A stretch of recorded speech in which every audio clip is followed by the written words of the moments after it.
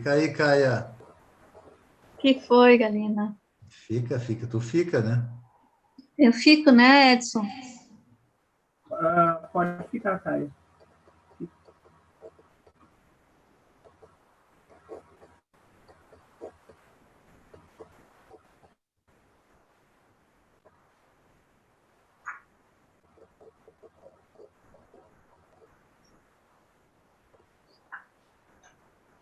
Me avisem quando tiver que estar a postos, né?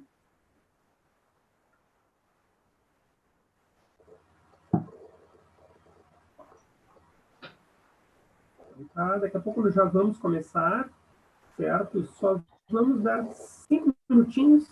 Dentro de 5 minutos, já iniciamos o segundo encontro do curso de extensão.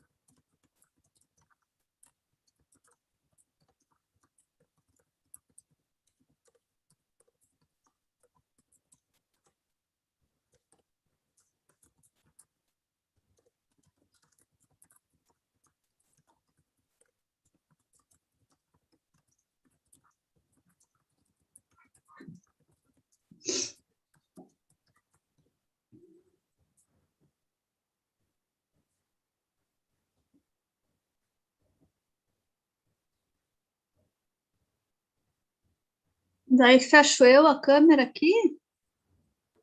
Pode fechar, Caio. Daqui a 2 Não, eu tô minutinhos a falando. gente já Assim, você tá vendo o que elas estão falando, Edson? Sim. Pode É. fechar, Caio. Não, mas para me apresentar, né, não. eu acho que É que nós vamos começar daqui a 2 minutos. Tá. Mais 2 minutinhos e a gente já começa. Só para deixar fechar 15 e 5. Como é de praxe, a gente dá esses 5 minutinhos.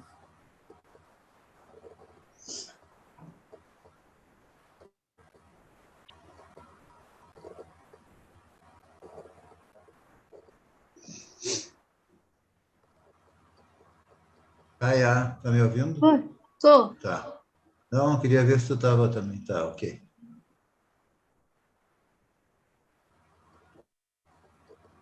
Boa sorte. Tô precisando. Obrigada. Vamos a isso, então.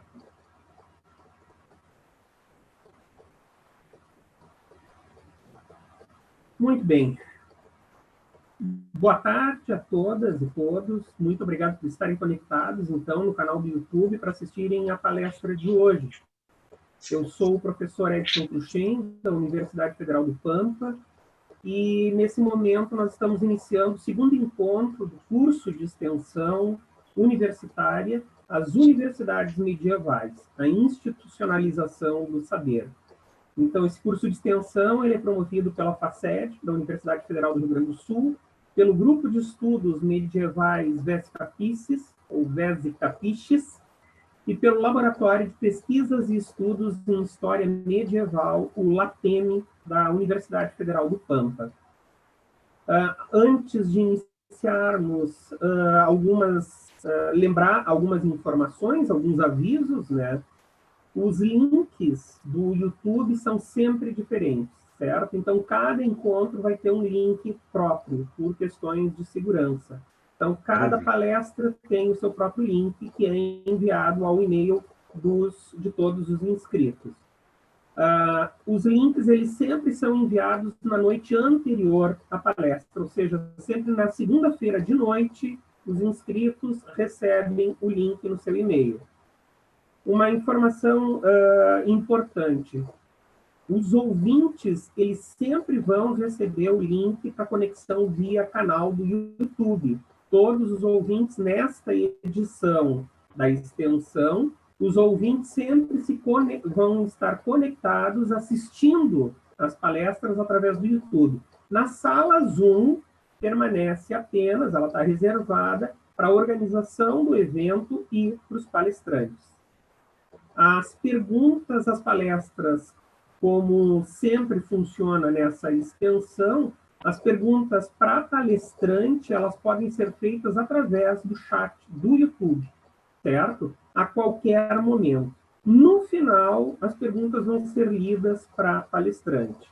No final da palestra, da apresentação, o Galina hoje vai fazer a leitura das perguntas para palestrante.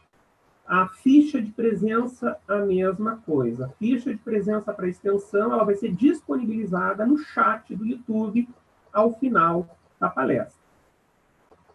Dados os avisos, então, hoje nós recebemos a professora a doutora Carlinda Fischer Matos, uma rápida apresentação. A professora Carlinda, ela possui graduação, bacharelado e licenciatura, mestrado e doutorado em História pela Universidade Federal do Rio Grande do Sul, e realizou estágio doutoral na Universidade Denis Diderot, Paris 7, em Paris, França. Desenvolve pesquisa em História medieval com ênfase em ciência medieval.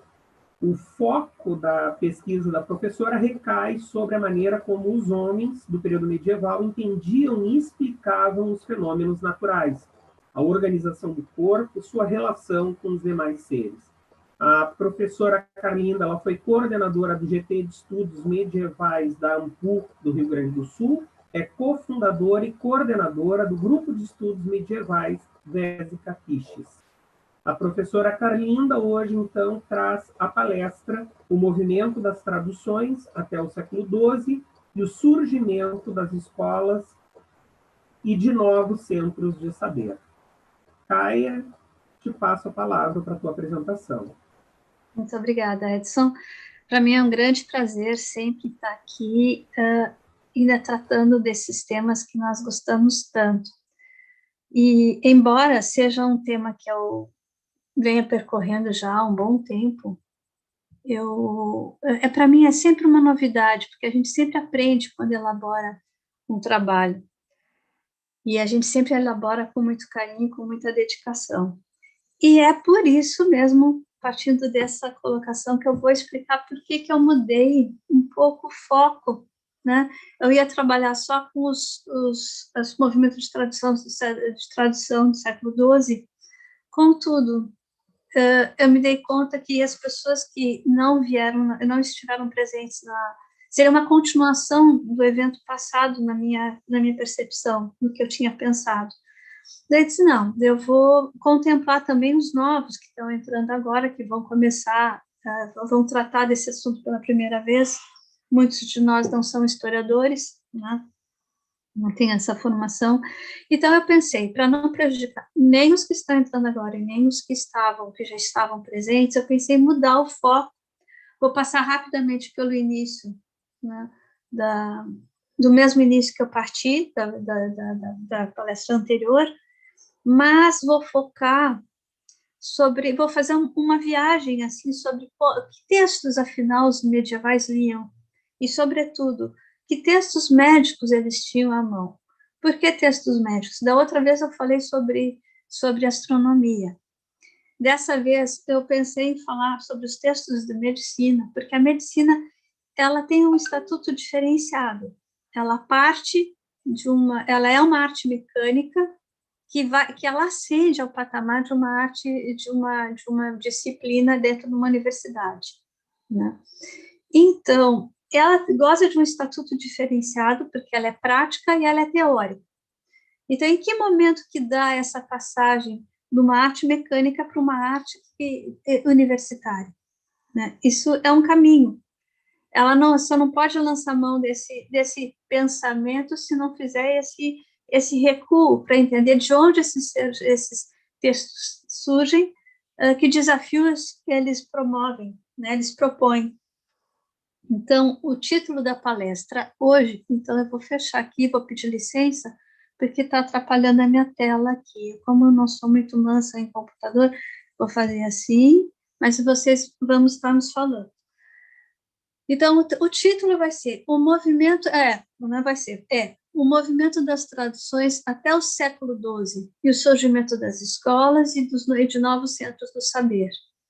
É uma pequena viagem, uma rápida viagem sobre de onde saem esses textos que vão dar origem às universidades. Pode passar, por favor, meninas. Então, rapidamente, né? Só para situar quem não é da história, que em 395, o imperador Teodósio I separa o império entre o Oriente e o Ocidente. Pode passar. Bom, nós vamos partir daqui, então, sobre a questão da cristianização e o fechamento das escolas e as migrações que essa situação promove. Então, assim, o cristianismo ele se torna uma religião oficial em 380. Quando a gente, né, percebe isso com clareza, quando uma ideologia, uma religião, uma fé, ela serve de braço para o Estado, ela se torna o fundamento do poder desse Estado. É difícil para quem exerce o poder entender que é possível pensar diferentemente daquilo que é o fundamento do seu poder. Ou seja, toda pessoa que pensa diferentemente, quando você apoia o seu poder, fundamenta seu poder numa fé, numa crença, ele se sente desequilibrado quando um certo número de pessoas pensa diferentemente. Né? Você ataca o poder, o fundamento do poder, quando você questiona essa fé. Então, foi o que aconteceu nesse momento. À medida que os imperadores se apoiam no cristianismo, que começa a ser uma religião que abarca um amplo território, um grande segmento da sociedade, há a ideia de que há o entendimento de que todas as doutrinas que se opõem, que são divergentes dessa linha oficial, ela é uma ameaça para o Estado. Então, se começa a sentir, os sábios começam a sentir o fechamento progressivo, as perseguições, aquele clima hostil. A Hipácia de Alexandria, que era uma grande matemática em Alexandria, ela é destroçada em 415 pelos cristãos ortodoxos muito dogmáticos. Começam a haver concílios, né, onde se começa a padronizar, se começa a elaborar um corpo conceitual para o cristianismo.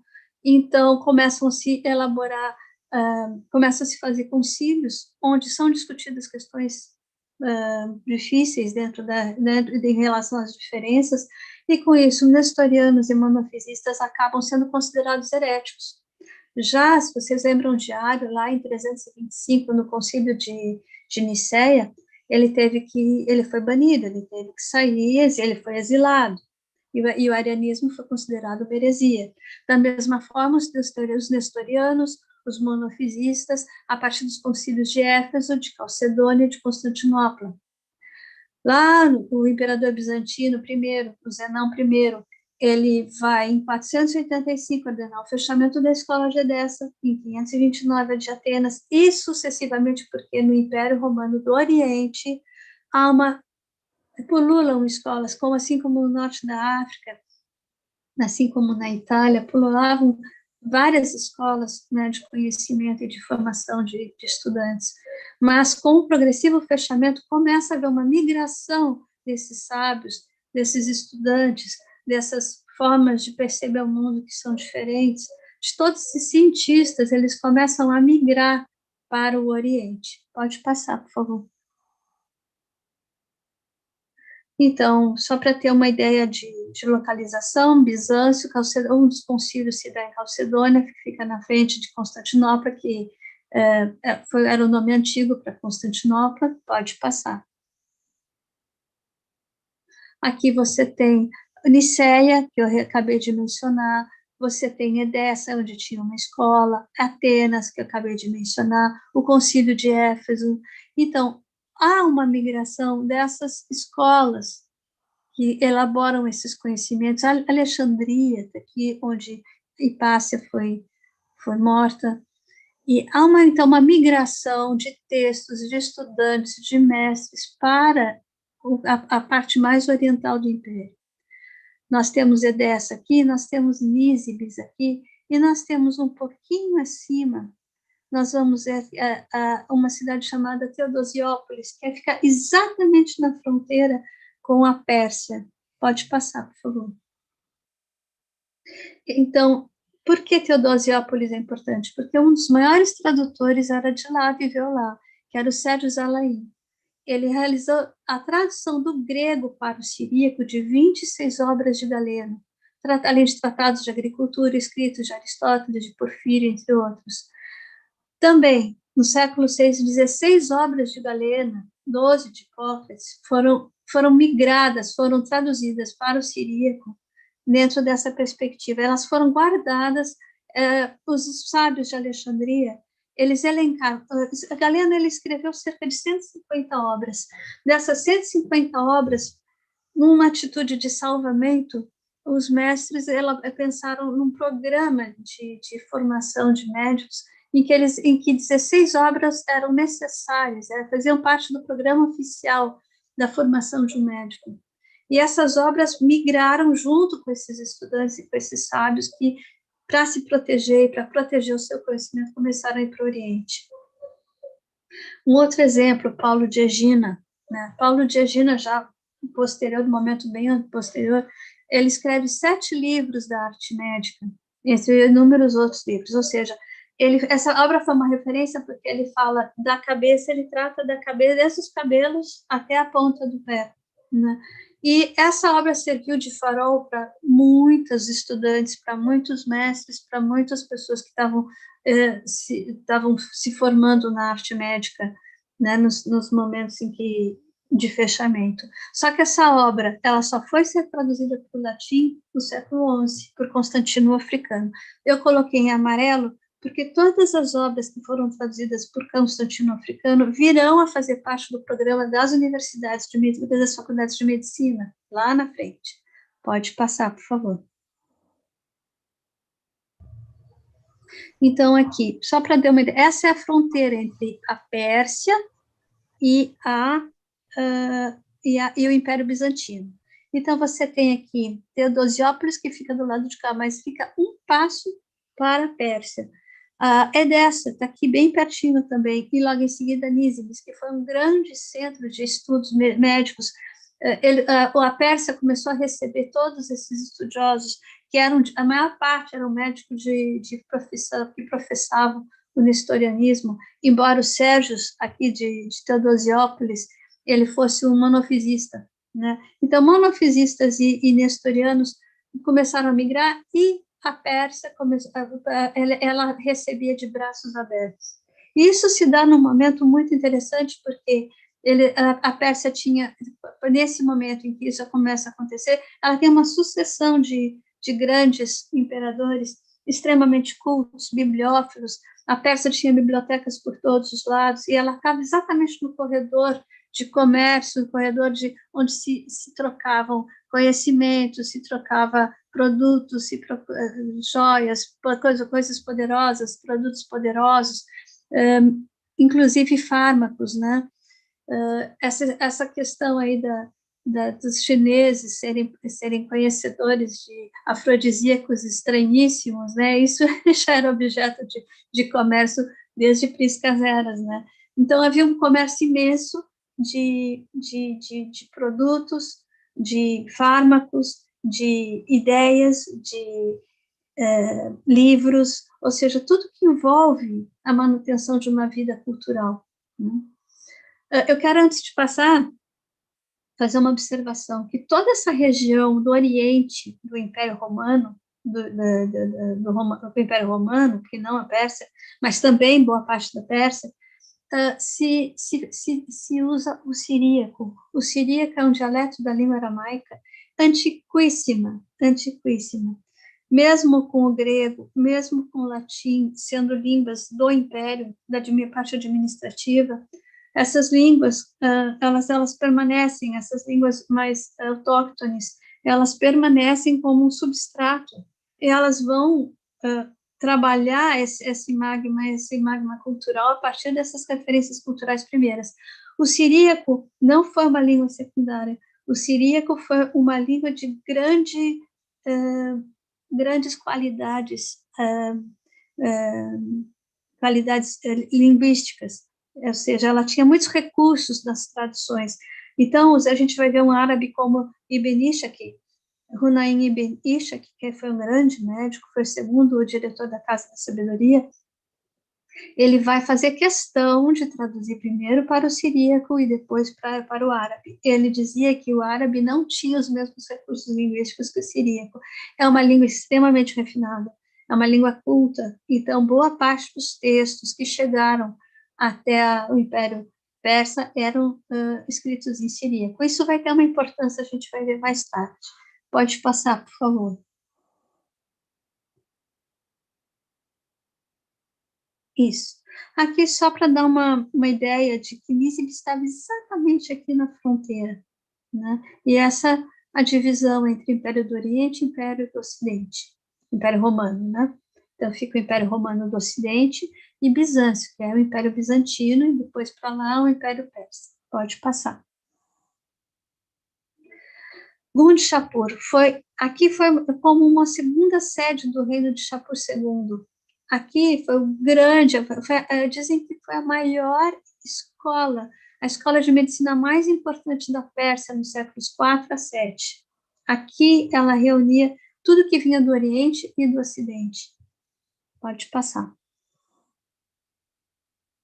Então, a gente tem aqui,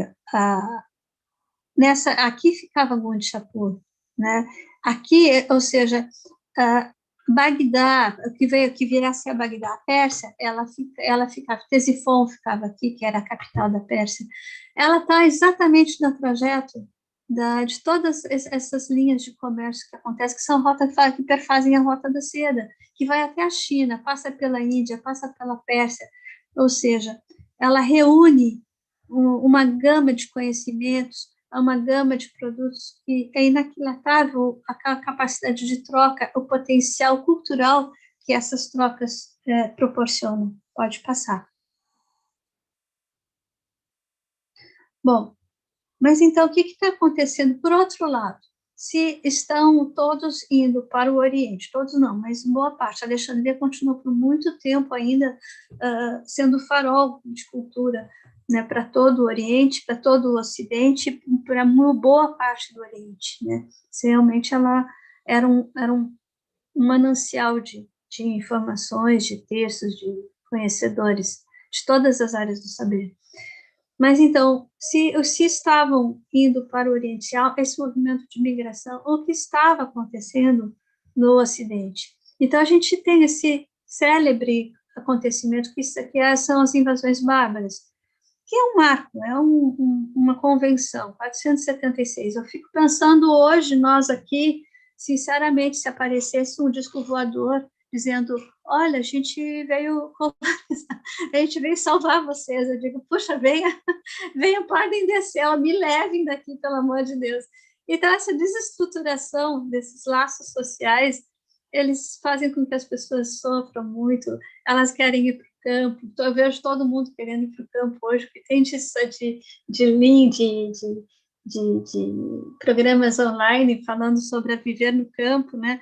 Ou seja, quando as relações sociais começam, quando o tecido social começa a se esgarçar, é possível que outras opções elas façam parte do menu das culturas, né, das comunidades. E é mais ou menos o que a gente pode ver aqui, ou seja, os bárbaros não invadem nada, eles entram naquilo que já está dado, né, há um esfacelamento, e há aqueles que querem, de toda forma, manter, resguardar, salvaguardar aquilo que para eles era precioso, que era a cultura helenística, né?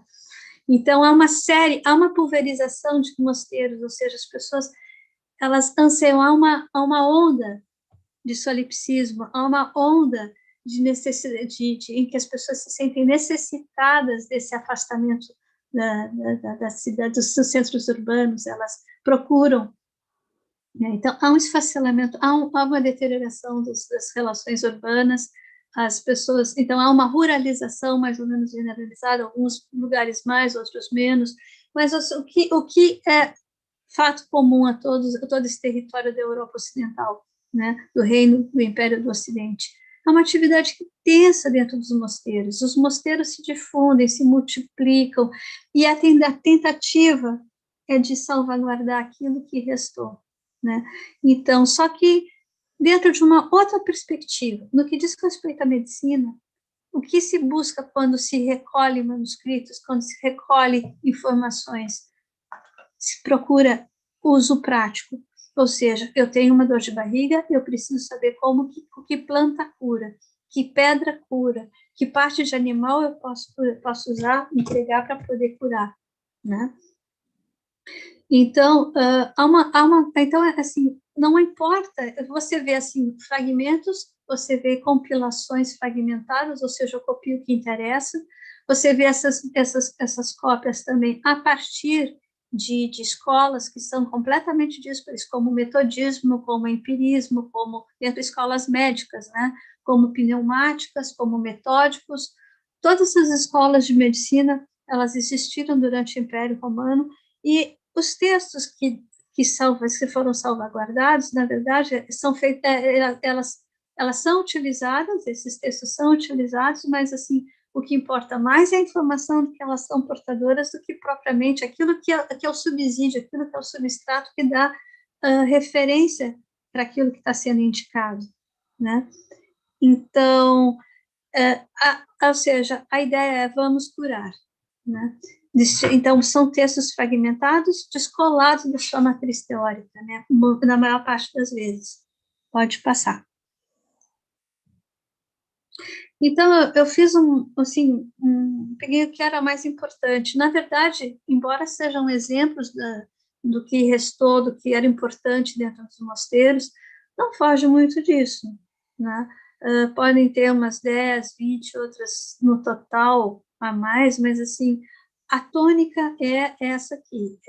Eu fiz claro que, por exemplo, tem um artigo tem um estudioso chamado Sigeris, que ele fez um levantamento, assim, exaustivo nas bibliotecas, nos arquivos, né, para conseguir entender qual era o lastro cultural desses séculos 4, 5, 6, 7, né, 8. Então, assim, ele consegue nos trazer alguns exemplos, eles conseguem nos trazer algumas obras que foi que ele conseguiu identificar. Então, eu trouxe aqui alguns exemplos, né?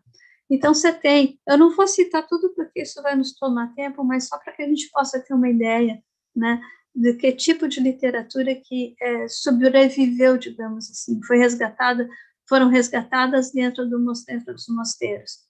A ginecologia, do Affer, o Euporiston, que foi muito famoso, do Priscianos, da medicina, do Cássio Félix, textos e traduções da obra de Soranos de Éfeso, por Célios Aurelianos.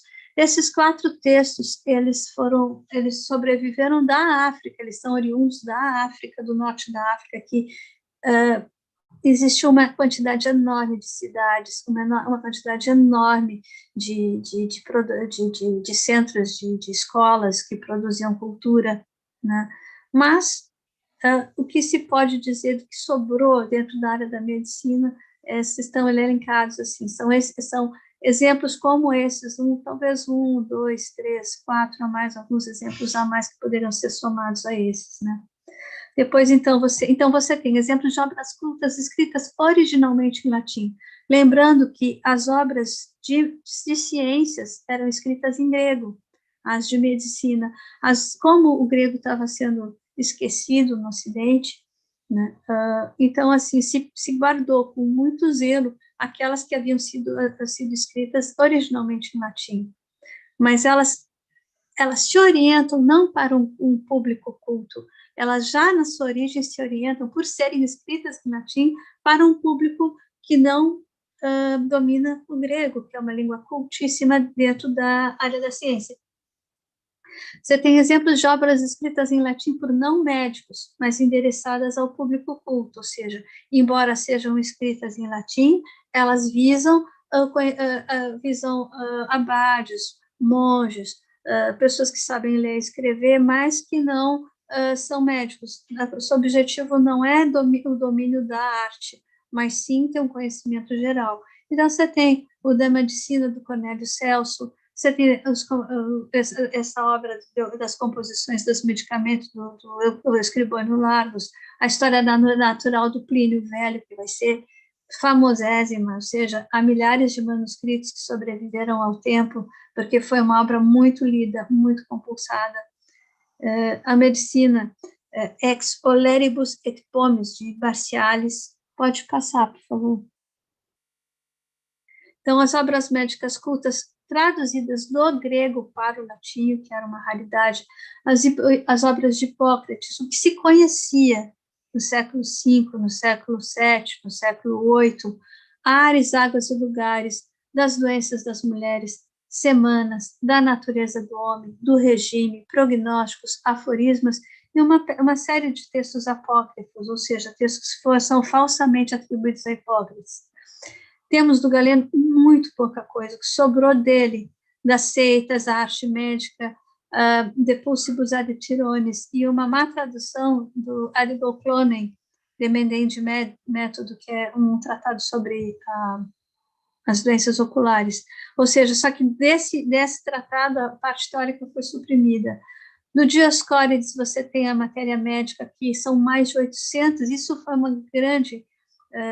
um grande tesouro que se guardou, porque a matéria médica foi escrita em grego, traduzida para o latim, são mais de 800 plantas, pedras e partes de animais que são empregadas em receitas.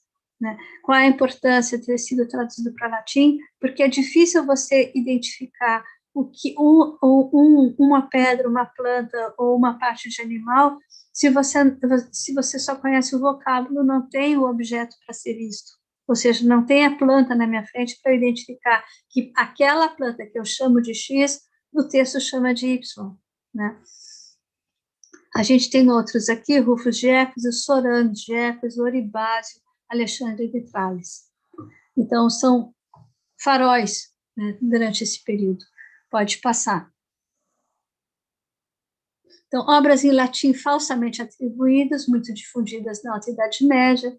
Tem o pseudo-Plínio, tem o pseudo-Hipócrates, tem o pseudo-Antônio Musa, tem o pseudo-Apoleio de Madaura.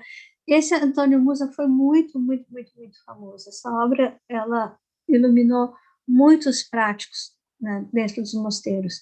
A gente tem obras em latim com conteúdos mais empíricos, que inclui inclusive, receitas mágicas, né? Ou seja, é um pupurri de tudo quanto se conhecia, né?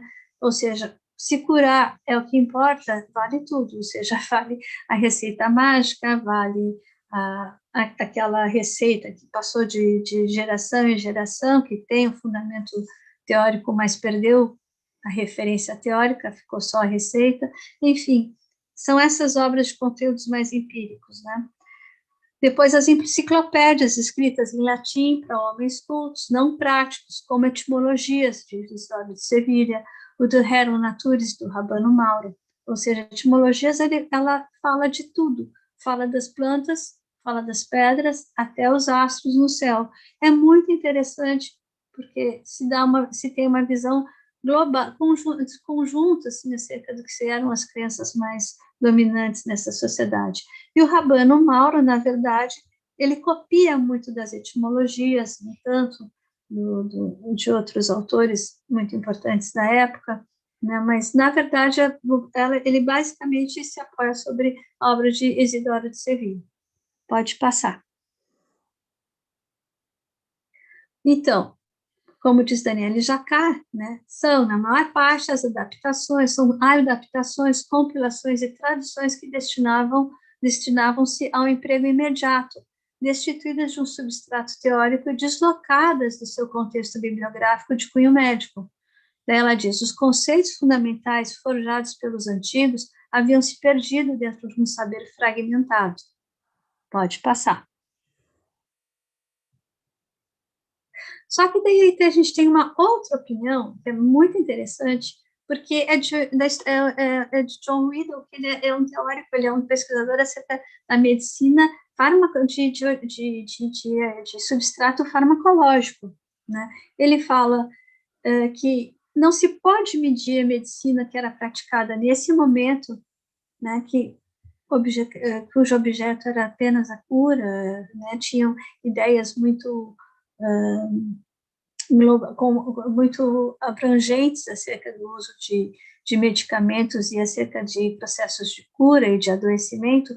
Não se pode medir o que essa sociedade era nesse momento pelo que vai vir a ser depois, né? Você não pode explicar uma medicina de cunho empírico que era empregada neste momento a partir de uma medicina galênica altamente sofisticada, com grandes conceitos fundamentados na teoria aristotélica, por exemplo, né? Ele vai dizer, meu foco recai sobre o uso de drogas como terapia, porque esse é o meio pelo qual a medicina mais foi praticada. Ou seja, a prática de uso empírica, de uso farmacológico, de drogas, ela não é banal. Ela é uma área, é uma ciência que ela é repertoriada a partir da experiência, pelos casos que você acompanha. Ela é uma informação que passa de pai para filho. São informações que ela tem o seu substrato muito profundo, né?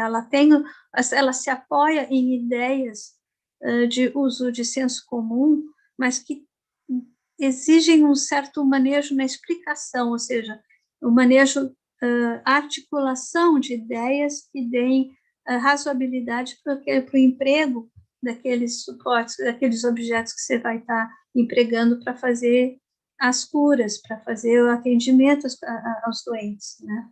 Pode passar.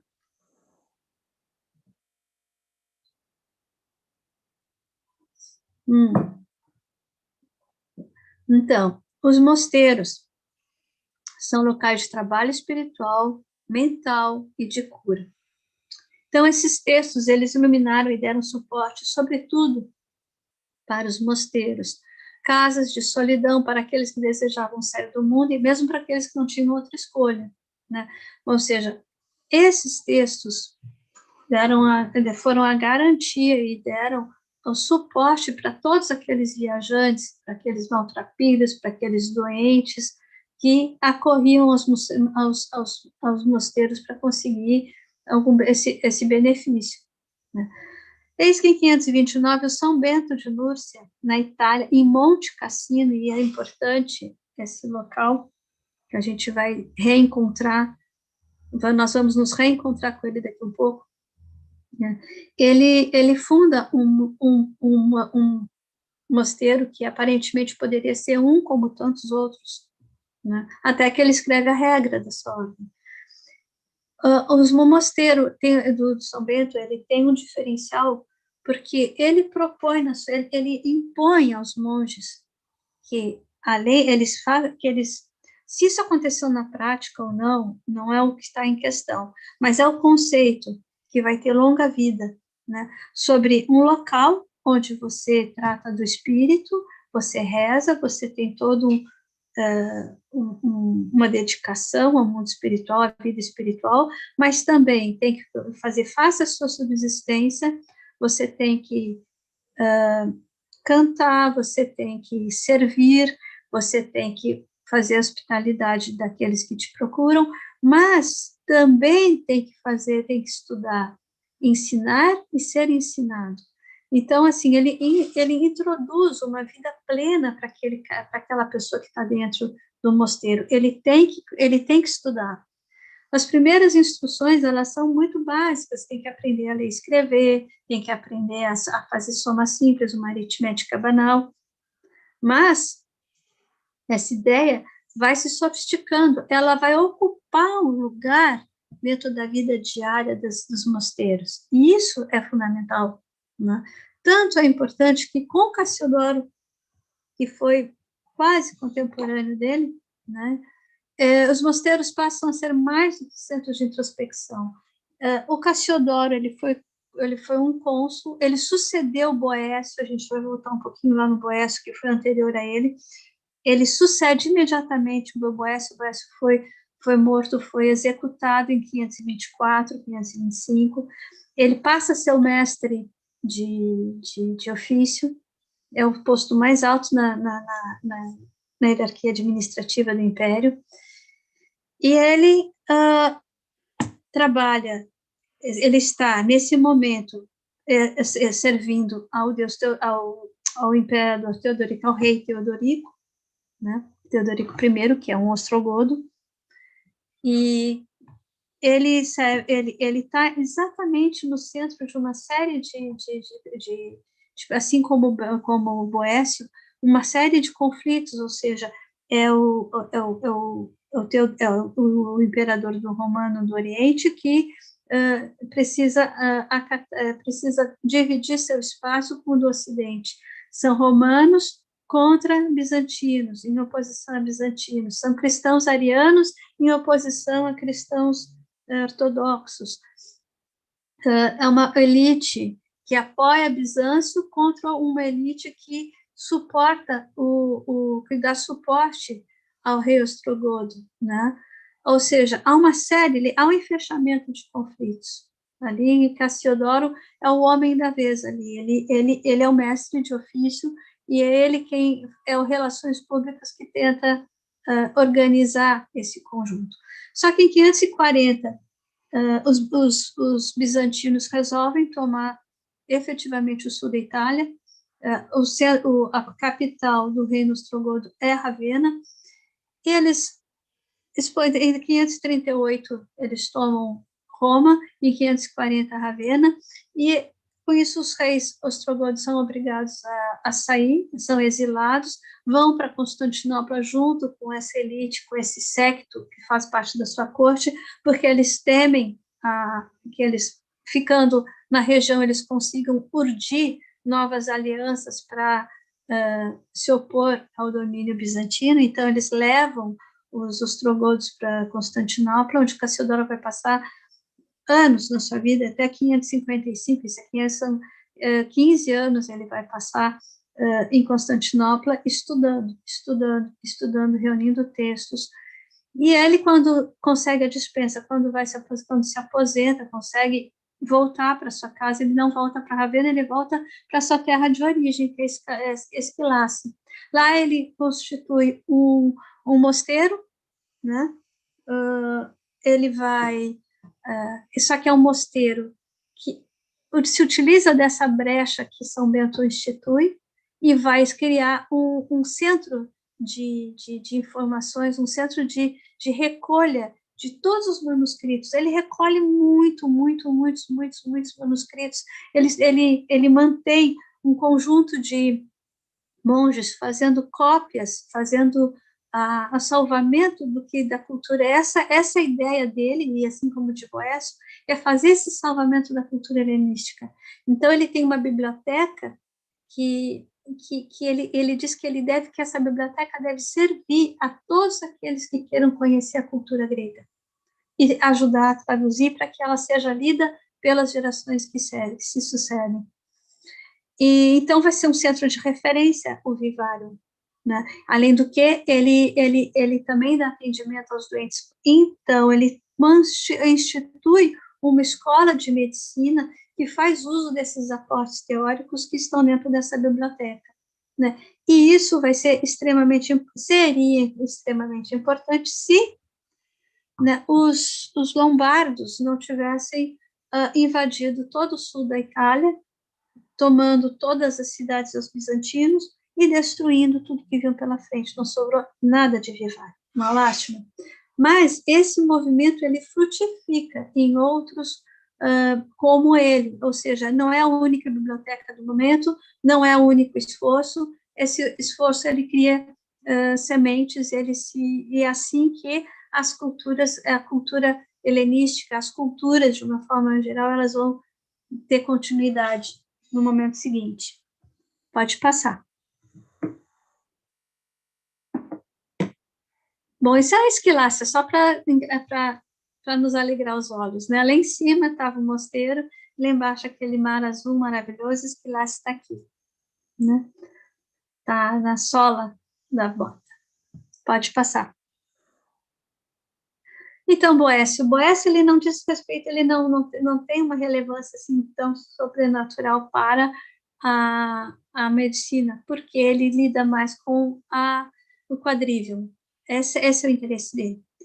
Então, em 510, ele se torna cônsul, em seguida ele vai ser o mestre de ofício, ele vai galgando posições. Ele tem um conhecimento grego que nunca ninguém conseguiu entender de onde ele auriu todo aquele conhecimento, porque ele era fluente em grego. Então, o esforço de toda a sua vida foi no sentido de preservar o conhecimento antigo, particularmente a filosofia. Ele pretendia traduzir do original grego para o latim e comentar todas as obras de Aristóteles e de Platão, só que ele não teve tempo, porque ele acabou caindo em desgraça junto ao rei Teodorico, né, que ele antecede o Cassiodoro, como eu falei. Então, ele cai em desgraça, ele é preso acusado de traição, e ele escreve, nos últimos dias, esperando a execução, ele acaba escrevendo uma preciosidade que é a consolação da filosofia. A verdadeira fonte da felicidade humana é o conhecimento e o amor de Deus. E tudo que nós temos aqui, ela é regido pela roda da fortuna. Uma hora nós temos, outra hora nós perdemos. Ele perdeu tudo que ele tinha foi confiscado, inclusive a vida que logo em seguida ele foi tirada, né? Então, qual a importância do Boécio para a filosofia, né? E para a medicina também, de alguma forma, e nós vamos entender por que depois. Mas, assim, ele traduz 6 volumes da Lógica de Organon de Aristóteles, as categorias de Aristóteles, e de uma forma um pouco interpretativa, a obra Interpretação de Aristóteles. Ele escreveu comentários acerca de vários textos clássicos, acerca de lógica. Ele amava Aristóteles, na verdade, né? Ou seja, é por meio desse trabalho de compilação e de salvamento que a lógica, os poucos textos de Aristóteles que o Ocidente conseguiu conhecer foram esses que ele deixou, que ele legou, né? É a Vetus Lógica, é a lógica antiga, que vai sobreviver até o século XII, ser discutida, ser copiada, ser comentada. Ele traduziu também o Isagoge de Porfírio, que é uma obra lindíssima, belíssima, é um neoplatônico. E a discussão, a importância do Isagoge de Porfírio é que ele introduz a discussão que vai ser lugar comum na Idade Média, que é os nossos pensamentos, eles são meramente abstratos ou eles subsistem de alguma forma em algum espaço, ou seja, eles são autossubsistentes, eles têm alguma espécie de materialidade, eles são só abstratos e apenas se permanecem porque os pensamentos são pensamentos de pensamentos, né? Ou seja, através do pensamento que o pensamento subsiste, né? Ou ele tem uma realidade de outra, né, que não é meramente abstrata, né? E isso vai ser a querela dos universais, vai dar origem à querela dos universais lá com o nosso querido, esqueci, com o filósofo amado, daqui a pouco eu lembro, o Galina vai falar bastante sobre ele, com certeza. Bom, ele escreveu da aritmética, Pedro Abelardo, desculpa, é isso aí. Então, ele escreveu da aritmética, ele escreveu o Ábaco, foi muito importante, porque ele foi o primeiro ele trata da questão decimal, da posição decimal, da qual vai tratar Gerardo Hilac, que nós vamos alcançá-lo daqui a um pouco, e o da música. E foi ele que forjou o termo quadrívio nos 4 caminhos do conhecimento, que compreende a aritmética, a geometria, a música e a astronomia, né? E o trivium, ele já existia, ele foi acoplado, ele foi organizado no sentido de constituir um sistema de ensino, né? Pode passar, por favor.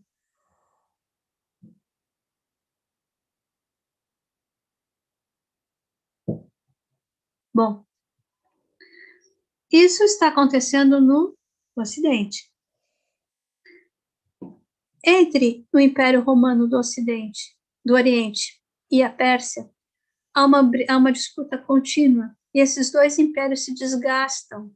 Entre um e outro, entre esse enfrentamento da Pérsia com o Império Bizantino, acaba surgindo um motor extremamente potente, que são os muçulmanos.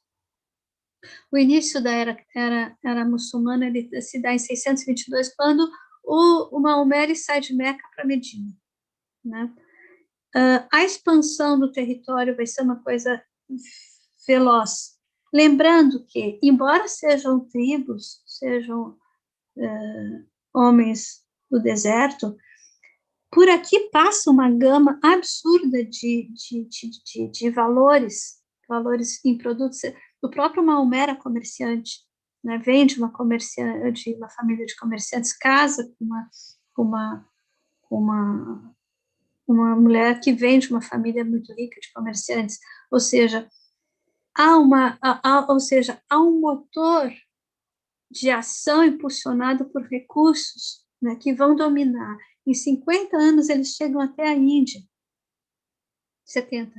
Eles vão chegar, não, em 640 eles dominam Alexandria, em 650 eles chegam até a Índia, e eles começam a dominar todo esse mapa que vocês, aqui, até o Reino dos Francos, em 632, eles vão se expandindo.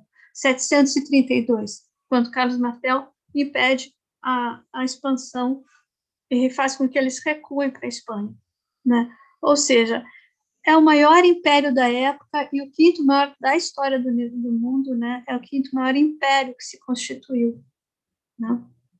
Pode passar.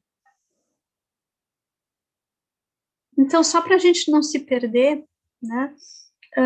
Fiz uma cronologia comparada entre o que está acontecendo no Ocidente e no Oriente. Então, tem a Hégera, que é a ida de Maomé para Medina, 640 expansão para o Ocidente, quando ele toma Alexandria, Egito, né? Depois expansão para o Oriente, vai até a fronteira, passa a fronteira da Índia, um pouco depois do Oxford, da fronteira noroeste. Em 661, já começam a haver as disputas pelo poder. Abi é um descendente direto de Maomé, mas Umayyad também, de certa forma, ele é um parente de Maomé, mas uma tribo diferente. E há uma oposição entre os dois com a vitória do segundo. Umayyad, da origem omíada para nós. Desculpa, é que eu traduzi do francês, eu não traduzi bem, eu tentei trocar, mas minhas habilidades internauticas são zero, tá? Eu acabei deixando para não estragar o conjunto. Então, a vitória dos omíadas, em 661. Em 692, começa a haver a expulsão dos bizantinos do norte da África, né? Ou seja, daquela região central, entre o Egito e entre o Marrocos, eles começam a expulsar os bizantinos dali, né? 711, os muçulmanos no Ocidente invadem a Espanha, né? Aqui rege no Ocidente, antes disso, toda uma cultura visigótica, né? Em 732, como eu falei, o avanço muçulmano é interrompido por Carlos Martel em Poitiers. Em 750, os abássidas, nova disputa pelo poder, só que tem um detalhe aqui. Em 661, a vitória dos omeidas, eles deslocam o poder da Arábia para Damasco, que dá para o mar Mediterrâneo. Em 750, os abássidas tomam o poder e deslocam o centro do poder, a sua capital dos abássidas vai ser Bagdá, que vai ser exatamente no corredor da Rota da Seda, vai ser no corredor de todas desses caminhos que levam ao Oriente, todas as suas riquezas. 756, quando os abássidas tomam o poder, eles matam toda a corte, as autoridades anteriores, os omíadas anteriores. Salva-se um príncipe omíada que foge, que percorre toda a costa, diz que foi uma aventura, essa fuga dele, percorre todo o norte da África e consegue apoio para atravessar o Estreito de Gibraltar e instala em 756 em Córdoba o seu emirado, ou seja, ele reconhece a autoridade do Abássida, é a forma como ele consegue sobreviver como poder, ou seja, ele tem o emirado que é dependente do califado Abássida, né? Em 762, então, se dá, como eu falei, a fundação de Bagdá, que fica no antigo Iraque, no que é hoje o Iraque, entre o Tigre e o Eufrates. E o que você tem? Você tem, em 800, Carlos Magno se torna imperador. Em 813, mais ou menos, da mesma época, a Casa da Sabedoria. Em que patamar esses dois se encontram? É isso que a gente vai ver agora. Pode passar, por favor. Então, aqui, só para lembrar, né, por onde passam todos os caminhos, né, da felicidade. Pode passar, por favor.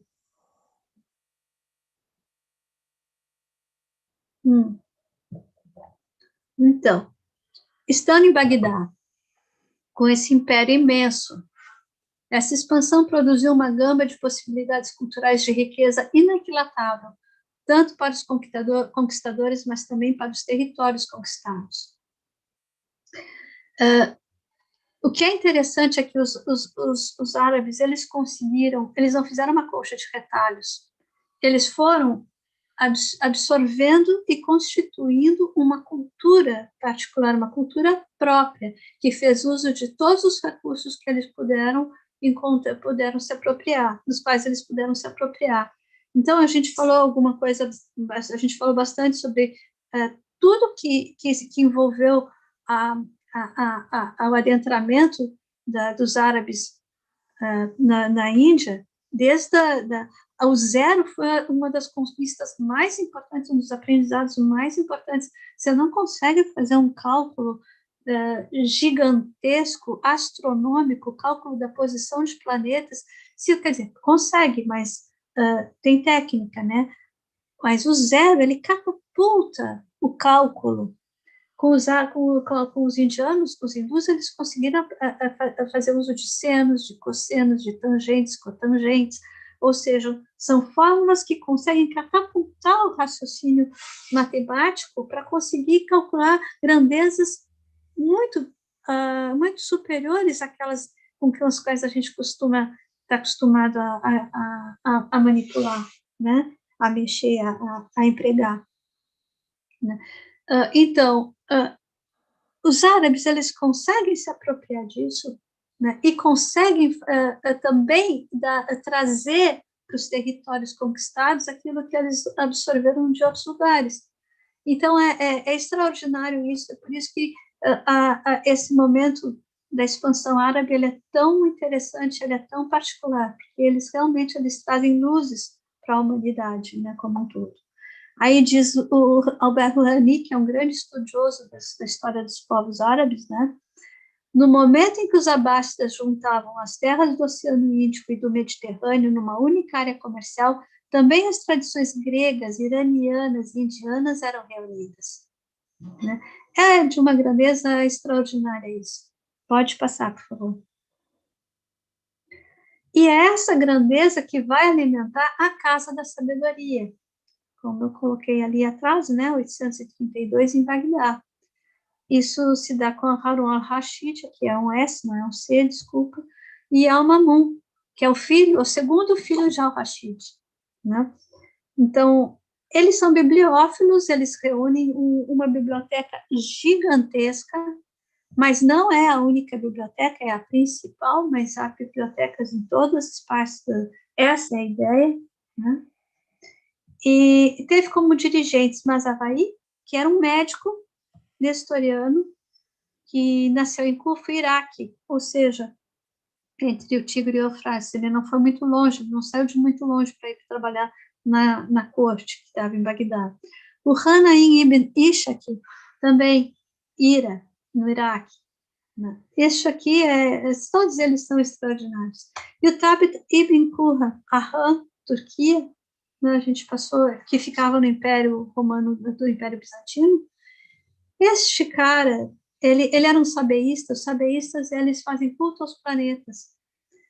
Então, eles dominam ele é um grande matemático, ele é um grande astrofísico, ele consegue fazer cálculos preditivos de onde estarão os planetas em determinadas datas, ele consegue dialogar com as tábuas da Índia, consegue fazer as adequações para as longitudes e para as latitudes de onde ele se encontra, de onde o imperador se encontra, do califa se encontra. Ele é um bárbaro. Mas o que nos interessa neste momento é essa figura de Hunayn ibn Ishaq, porque ele é outro monstro na área da medicina. Pode passar, por favor. Só para terminar. Então, ele se apropria. A primeira coisa que ele faz, o que nós temos, as 16 obras que o médico oriental deveria conhecer na origem, na hora em que ele se segue. São 16 obras. Do lado da esquerda, tem o que o Ocidente conhecia. Pode passar, por favor? São 4 obras, sendo que a quarta é uma má tradução. O Oriente, a primeira coisa que eles fizeram foi retraduzir, porque eles tinham um texto em siríaco, Ibn Ishaq, que foi atrás dos seus originais gregos, ele comparava os manuscritos para ver quais poderiam ser os melhores para que pudessem servir de forma mais fidedigna a tradução. Ele preferia traduzir, como eu falei lá no início, pelo siríaco. Ele traduziu cerca de 174 obras ao longo da sua vida, sendo que 129 de Galeno, sendo que Galeno escreveu 150. Mas o seu primeiro trabalho foi de resgatar essas 16 obras que já os mestres da Alexandria já tinham definido como sine qua non, ou seja, ninguém é médico se não tiver lido essas obras. Pode passar, por favor.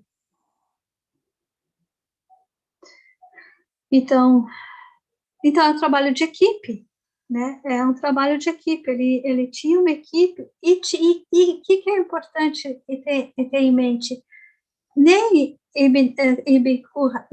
Hunayn ibn Ishaq poderiam ter feito esse trabalho magnífico se não tivesse um apoio governamental. Existe, com tudo isso, ir atrás de manuscritos, fazer observação do deslocamento de astros, cálculos extraordinários, ou seja, tudo isso só pode ser feito com a subvenção de um poder central que entenda a importância da continuidade no tempo, né, de todas essas obras.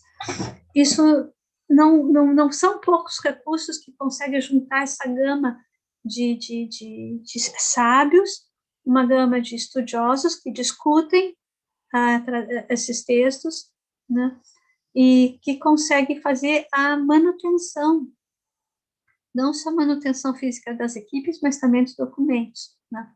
Então, no século IX, os estudiosos do Oriente Médio tinham acesso ao essencial do conhecimento médico e farmacológico grego e helenístico. Hipócrates, Galeno, Rufus Jefferson, Filagres, Oribás, Aécio de Amida, Alexandre de Trales, Paulo de Egina, Dioscórides. Só que o fim desse século marca o início de uma nova era, que vai ser a dos enciclopedistas, mas antes a gente vai dar um stop para ver o que estava acontecendo lá no Ocidente. Só que se fechamos assim com esse período, nesse período se dá o triunfo do galenismo como suporte teórico à prática e ao pensamento médico. Ou seja, a medicina que triunfa no Oriente, a medicina que raciocina, que vai em busca das causas. Não adianta eu ter o chá que cura a dor de barriga. Eu preciso entender... abri um negócio aqui. Eu preciso entender o que causa, qual é a causa, né? Ou seja, como está organizado o organismo daquele indivíduo que tenho na minha frente que está adoecido, qual a causa, qual a disfunção que ocorre no equilíbrio dos humores, né? Onde ele está, qual é o temperamento dele, ou seja, qual é a relação entre os humores que opera no corpo dele, e qual... não adianta eu aplicar uma pedra quente e úmida que que traz um grande benefício para, sei lá, para qualquer doença, para dor de barriga, se o indivíduo que eu tenho ele é um colérico, ele tem calor em demasia, eu vou matar o homem de febre, de calor interno, então não posso. Então, eu tenho, são todas esses conceitos que eu preciso manejar, que diz respeito ao indivíduo que eu tenho, qual é a constituição que ele tem, quais são os humores que prevalecem nele, qual é o humor que prevalece nele, quais são os elementos que prevalecem no funcionamento do organismo dele, onde ele mora, quais são os ventos, as águas, os ares que sopram, do que ele se alimenta, qual é o momento, em que momento do céu, dos astros no céu, ele ficou doente, ou seja, é diferentemente para nós, que um chá serve para dor de barriga ainda hoje, para o médico galênico é preciso olhar as unhas, olhar os olhos, olhar a textura do cabelo, a textura da pele, olhar a ponta do nariz, olhar para dentro dos olhos, ou seja, você faz uma anamnese da cabeça do cabelo na sua cabeça até a unha do pé, para conseguir entender a patologia e entender qual vai ser o recurso que o médico vai lançar a mão para operar a cura. Então, exige um suporte teórico que não é mais a fórmula, tenho dor de barriga, emprego aquele chá. Não, há um raciocínio que orienta a ação. E isso é o galenismo, né? Galenismo. Pode passar, por favor. Bom, o estado dos conhecimentos no Oriente e no Ocidente, comparando, né? Então, a gente viu que no Oriente a gente tinha tudo isso aqui, né? Hipócrates, Galeno, Rufo de Éfeso, Filagres, etc. No Ocidente, Carlos Magno, 768 a 814, 800 ele se torna imperador do Ocidente, ele manda editar o decreto Admonitio Generalis, que exigia que fossem fundadas escolas em cada mosteiro e cada diocese, nas quais as crianças pudessem aprender a ler e que fossem ensinados salmos, notação, canto, cálculo e gramática. Quem é o maestro dessa batuta é Alcuino, extremamente sábio, ele conhecia o grego, ele era um grande matemático, mas um matemático da aritmética, ou seja, dos somatórios, daquela aritmética que te pergunta, tá, se eu fizer 20 mais 40 dividido por 14 e tiver como fração o número 3, qual é o resultado? Ele era ótimo nisso, ele escreveu manuais para as crianças, com brincadeiras, falando sobre cálculos, né? Parece aquele livro árabe que ficou famoso, eu não me lembro que não era de um árabe, era de um brasileiro, que ensina as crianças brincando, ensina aritmética, né? A matemática. Então, ele difunde escolas. Qual é o projeto do Carlos Magno? Ele também procura, é a primeira vez que a astronomia palaciana vai se preocupar com planetas como Saturno, cuja trânsito leva 30 anos, ou seja, são planetas como Saturno, Júpiter, levam muitos anos para conseguir fazer o círculo, a órbita, percorrer a órbita inteira. Ou seja, só tem sentido estar preocupado com planetas que levam tanto tempo para se deslocar um rei, um imperador, que pensa em um reino, na realidade, num reino que vai subsistir no tempo, que vai ultrapassar seu tempo de vida, né? Quantas chuvas, tempestades, pragas, pragas, doenças vão acometer o seu território ao longo desses 30 anos em que Saturno passeia lá pelo céu. Então, da mesma forma como ele precisa, como ele se instrumentaliza, na verdade, criando uma cultura comum, além de ter informação através dessa rede de educação, ele consegue criar um patamar comum de cultura, enfim,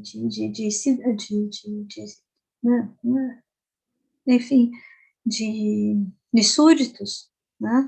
que ele está a operar, ou seja, ele tem um reino, né? Se ele consegue instaurar uma cultura homogênea como a dos árabes, né? Ou seja, a cultura é um instrumento de governo extremamente precioso. E na escola palatina, ele vai chamar o Paulo Diácono, o Scott Euriugena, o Eginardo, o Teodulfo, são pessoas que são ícones, são pessoas que se destacaram na época que ele reúne na sua corte para discutir e organizar uma estratégia de cultura para o rei, né? E vão se difundir as escolas catedrais, como Chartres, Orleans, Paris, Laon, Liège, Reims, Rouen, Utrecht, né? Ou seja, ele tem mosteiros, ele tem escolas catedrais e tem as escolas municipais, além da escola palatina, ou seja, é um grande investimento que Carlos Magno faz na educação, mas a preocupação dele é com o quadrivium e com o trivium, sobretudo o trivium, né? Ou seja, primeira coisa, é preciso que todos saibam ler e escrever, né? Por isso o trivium é tão importante para Carlos Magno. Mas vejam só a diferença, né, que nos afasta, né, do Oriente, né? Em 865 nasce Al-Razi, que é aquela pessoa que vai dar início àquela fase dos enciclopedistas. Pode passar.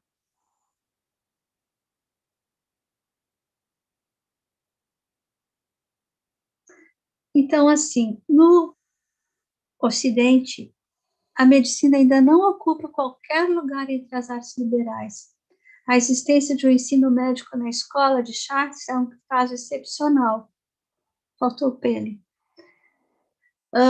Desculpa. E, enquanto isso, na mesma época você tem o Emir Aglábida Ziadat Alá III, que era uma praga, mandava matar todo mundo.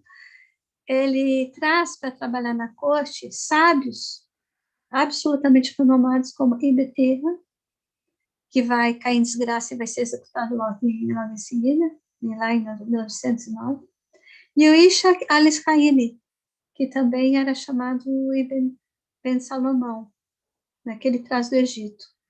E que eles não são só médicos da corte, como eles ensinam, eles têm uma secta de pupilos a quem eles ensinam. O Ishaq Ibn Salomão, ele vai ter como aluno o Al-Ghazali, importantíssimo.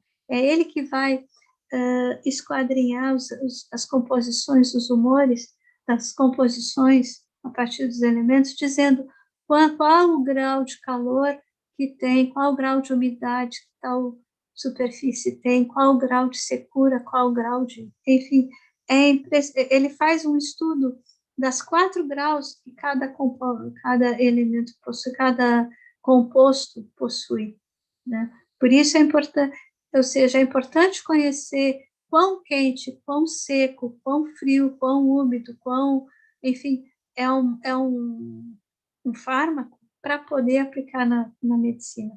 Só que é extremamente complexo isso, não vingou exatamente, vingou, Arnaud de Villeneuve lá no século XIV vai utilizar, né? O Constantino africano um pouco também, mas não com a intensidade com que ele propõe. Mas, enfim, sai do norte da África, essas pessoas aqui, né? Enquanto, né, que a medicina ainda não estava sendo tratada, ela continuou durante muitos séculos sendo uma arte empírica, né? Ou seja, não que ela não tivesse grandeza, porque eles deviam ser extremamente hábeis no manejo dos seres, né? Plantas, pedras e animais.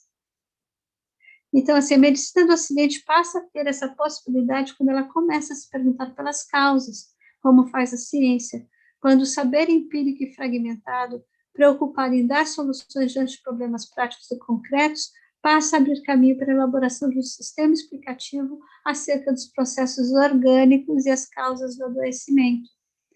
Eu gostaria de fazer um parênteses aqui, porque a medicina, ela nasce aqui nesse contexto como uma arte mecânica, ou seja, ela está junto com a arte de tecelagem, ela está junto com a navegação comercial, ela está junto, são 7 artes, ela está junto com a arte da caça, arte de construção de armas, está junto com espetáculos, está junto com duas outras que eu não lembro. Ou seja, qual é a explicação? Aí lá no século XII, o Hugo de São Vítor vai explicar. Não, é o seguinte, é que o homem, quando no paraíso, ele era perfeito, ele tinha tudo. Com a queda, o homem teve a graça, a luz e a possibilidade de elaborar as artes mecânicas, que são essas artes que dão um certo alento para essa nudez em que o ser humano veio parar na Terra. Né? Lá do paraíso ele vem parar na Terra. Então, as artes mecânicas, elas solucionam, elas socorrem o homem, né? nessa nudez, nessa mendicância com que o homem vive na Terra. Né? Então, é por isso que ela é uma arte mecânica, porque o objetivo dela é dar o salvamento, é dar a cura. Ela passa a ser uma arte com uma dupla face, quando ela começa a fazer uso da filosofia natural de Aristóteles, de Galeno, de Hipócrates e de todos aqueles sábios de Oribásio, quando ela começa a fazer uso dessas ciências para conseguir explicar por que alguém adoece. Não adianta só dar o chá, tem que entender por quê. Então, ela começa a se capacitar a ser iniciada, a ser introduzida no universo das universidades. Pode passar, por favor. Século XI, estamos chegando lá, gente. Então, assim, só para localizar no tempo, né? Você tem, então, o Ziadat III, que é terrível, ele é levado da breca, ele gosta de condenar as pessoas à morte, como Ibn Ihan, que deixou um grande legado. Todos os que estão em amarelo são os textos, como eu disse, que o Constantino Africano vai traduzir, e esses textos vão se incorporar no programa necessário das universidades do Ocidente. Por isso que é tão importante. Né? São textos que exatamente formulam essa medicina filosófica, né? Ancorada na filosofia, e que é digna de ascender às universidades, a ser tratada como uma ciência, tal como ela de fato passa a ser. Né? Então, você tem o Ibn Ihan, você tem o Al-Israel, você tem o Al-Ghazali, como eu já havia falado, e você tem aqui Al-Razi, Introdução à Arte Médica, ou Isagogi, que é uma introdução ao pensamento galênico. E ele traduz, e também, em seguida, são três grandes enciclopedistas, que é Al-Razi, Al-Maghuzi e Avicena. A Avicena vai demorar para ser introduzido no Ocidente, por causas adversas. Mas Al-Razi e Al-Maghuzi, ele vai ser, já no século XI, com as traduções do Constantino, ele vai ganhar esse espaço de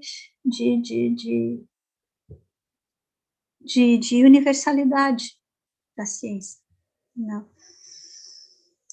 E aqui no Ocidente nós temos, então, o Califado Omíada, ou seja, o Emir, ele era um Emir, Rahman III, e passa a ser um califa, ou seja, como enfraquece o poder de Bagdá, começa a se esfacelar em emirados e califados, assim como isso acontece com os Fatímidas em 909, e vai acontecer em 929 com os Omíadas, né?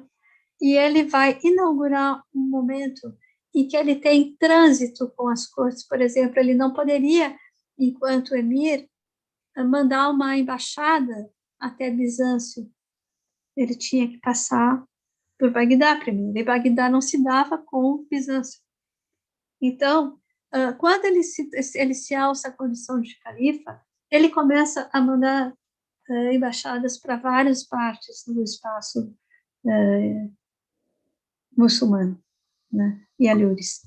Então, ele começa a traduzir obras, inclusive os netos do médico de corte de Al-Haman III, que já era o médico do pai dele, o segundo, ele vai estudar com os netos de Ibn Qurra.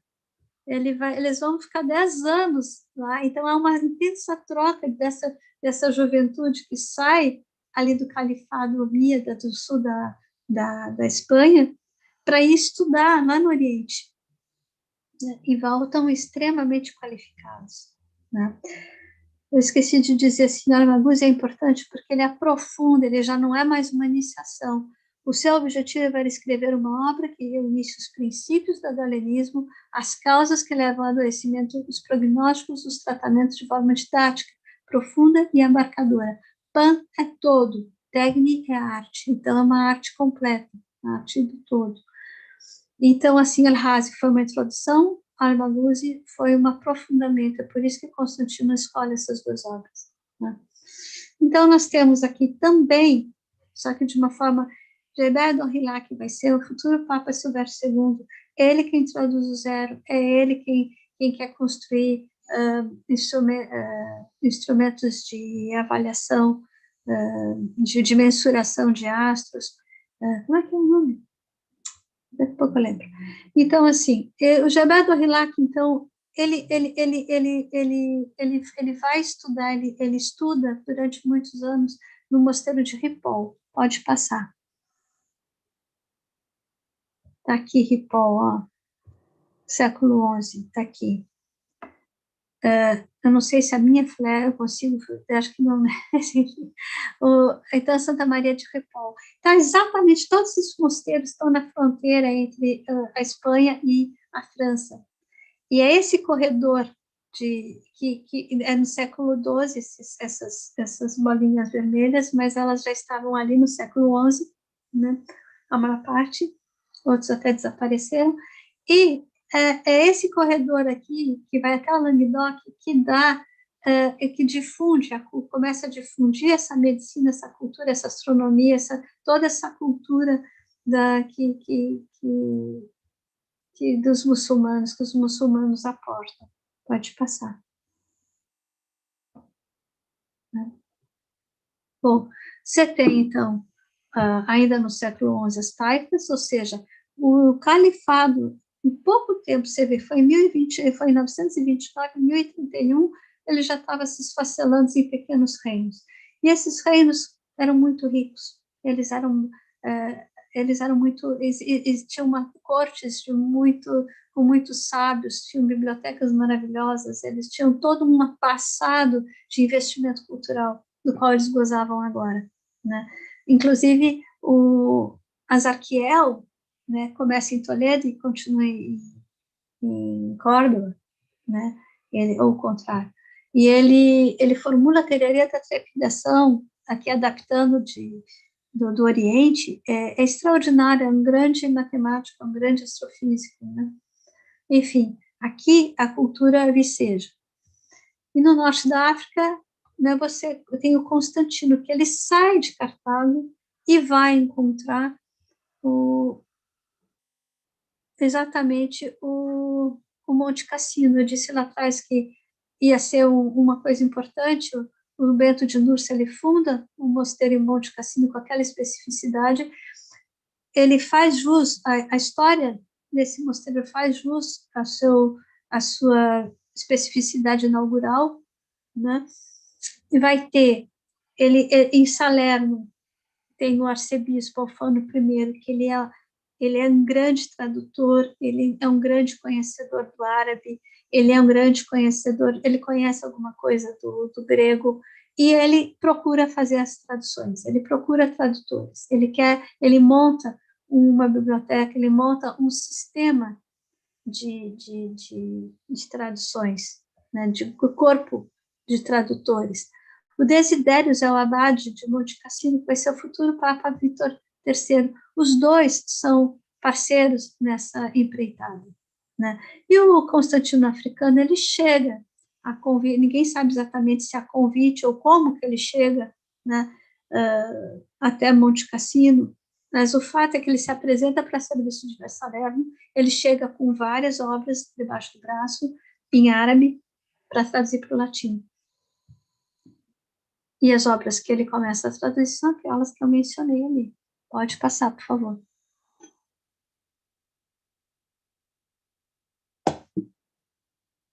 A Daniel Jacquard e o Michaud diziam o seguinte: nos séculos 10 e 11, o Monte Cassino se tornou o mais famoso centro cultural, educacional e médico da Europa, com uma grande biblioteca em medicina e outras ciências. Muitos médicos vieram para lá em busca de conhecimento médico e outros. É importante ressaltar que Monte Cassino não era só uma abadiazinha perdida no local, não. Ele era um vasto território com castelos, com fortalezas defensivas, com senhores que eram vassalos. Ele tinha todo um suporte material e espacial para manter essa empreitada. Ou seja, foi um grande investimento e uma grande aposta.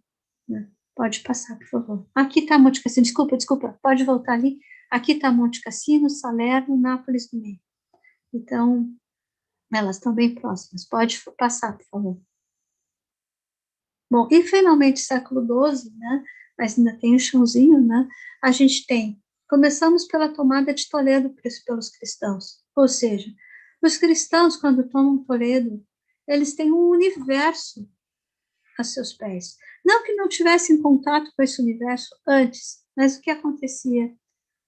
Toda a relação do Ocidente, isso é um artigo muito interessante que eu li não há muito tempo, toda a relação, toda a referência que os cristãos que faziam parte da Reconquista tinham, elas se voltavam para o Ocidente, para a Europa, não para o sul esses não interessava, não estava no universo de compreensão aquilo que estava sendo visto, tratado pelos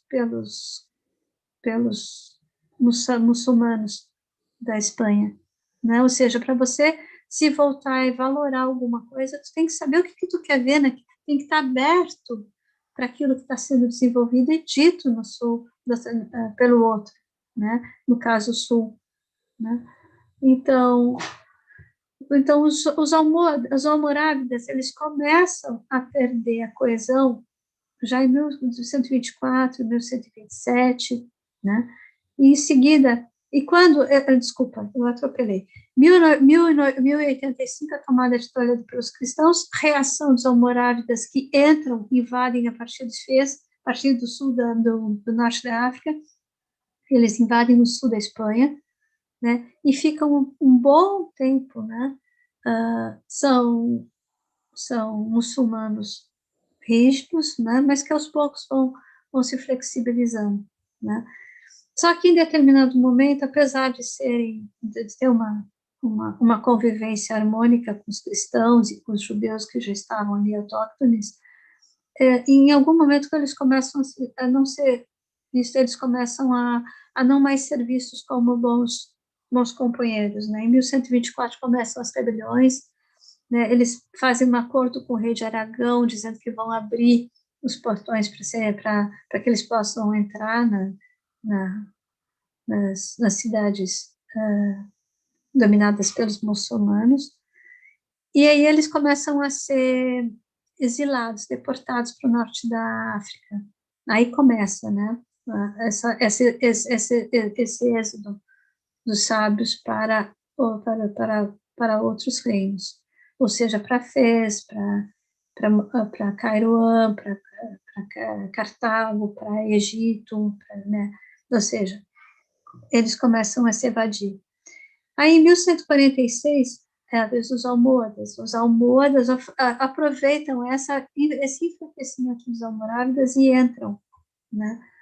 Novamente, né? Só que eles são mais obtusos, eles são mais ortodoxos ainda do que os almorávidas. E com isso, mais uma série de sábios e estudantes deixa o sul da Espanha e migra para o norte da África. O Avenzoar não, o Avenzoar fica, ele é médico da corte em Sevilha, morre em Sevilha, mas paga os seus pecados, ele realmente se incomoda muito ao longo da vida. Averroes não, Averroes, ele sai de Córdoba e se exila no Egito, e o seu aluno Maimônides faz o mesmo depois, ele precisa sair. Aqui nós temos a Itália já, deixa eu ver onde é que nós estamos aqui, Toledo, deixa eu ver aqui. Pode voltar um pouquinho para saber qual é essa, mais um pouquinho, por favor. Isso, a Espanha cristã, pode avançar, por favor. Isso. Nós vamos primeiro para Chartres. Então, assim, Chartres, né, é a partir de Chartres que já tinha aquele histórico, né, de ter uma medicina mais afeiçoada a Aristóteles, né, a filosofia natural, a Galeno. Então, ele começa indiretamente a questão do Aristóteles, né? Ele está mais aberto. Adelaide de Bar vai ser um grande pesquisador, ele vai ser um sábio, ele vai percorrer o Oriente Próximo, ele vai a Antioquia, ele percorre a Síria, ele percorre a costa oriental do Mediterrâneo, ele vai trazer grandes luzes, ele é um homem que procura o conhecimento, né? Então, ele se estabelece em Chartres e logo ele faz muito sucesso, porque ele é um tradutor, ele conhece astronomia, ele traduz as tábuas de Al-Khwarizmi, que não é pouca coisa. Enfim, ele é um grande matemático e ele é um cara que está traduzindo não, está incorporando. Observa-se a influência de Aristóteles de forma muito indireta na filosofia natural do Adelardo de Bar. Mas, ou seja, ele está aberto para aquilo que está acontecendo lá na Espanha, aqueles aportes, aquelas luzes, aquelas ideias que estão saindo, que estão sendo difundidas no sul da Espanha. Ele tem Guilherme de Conches, é um das pessoas que circulam ao redor do Adelardo de Bar em Chartres, né? Ele tem uma obra muito interessante que é a Filosofia Mundi, que ele tem ele pensa um sistema cosmológico que é diferente dos demandas do seu entorno, e o Pragmaticum, que é um tratado sobre medicina, né? Que é uma mistura do antigo com alguma coisa do novo, né? Bom, e quando cai a Toledo, as pessoas começam a se voltar, isso é um movimento que na cidade do dia para a noite tem todo esse caminho para o Chartres, tem todo esse caminho que está chegando aos poucos. Primeira metade desse século XI, a gente tem a notícia da atividade do Roberto de Quito, o Hermano da Carinthia, que também é conhecido como Hermano Dálmata, de Pedro de Toledo, que traduz a Bíblia, o Alcorão. Ou seja, há uma atividade que está se tornando bastante consistente. E Gerardo de Cremona, que sai de Cremona, na Itália, e em 1157 se estabelece em Toledo e passa o resto da sua vida. Ele consagra toda a sua vida à tradução do árabe para o latim de obras filosóficas e científicas. Gerardo de Cremona foi o primeiro a abordar a literatura médica e foi também o único a fazê-lo de forma significativa, ou seja, ele traduziu vários tratados de medicina que interessam a medicina. Pode passar. Então, acho que... Bom, Adelardo de Bar, então já falei sobre ele, mas enfim, ele vai para Sicília, para o Oriente Médio, ele estuda astrologia, astronomia, matemática, filosofia, traduziu as tábuas de Al-Khwarizmi, elementos de Euclides, né, o sistema de numeração hindu. Depois depois dele é o segundo a fazer isso, né? Adelardo de Bar talvez tenha sido um dos primeiros autores a usarem diretamente os livros naturais de Aristóteles. Muitos de seus alunos são os mesmos que se deslocaram para Toledo atrás dos textos gregos e árabes, ou seja, há uma turba, há um conjunto de pessoas que estão se nutrindo dessas novas luzes e que vão aonde os textos estão sendo lidos. Pode passar. né? O Gerardo de Cremona, então, ele traduz uma gama absurda, foram 74 obras, e ele não faz isso sozinho, ele também, assim como o Ibn Ishaq, ele também tem um grupo, tem um conjunto de pessoas que se alternam para fazer essas traduções.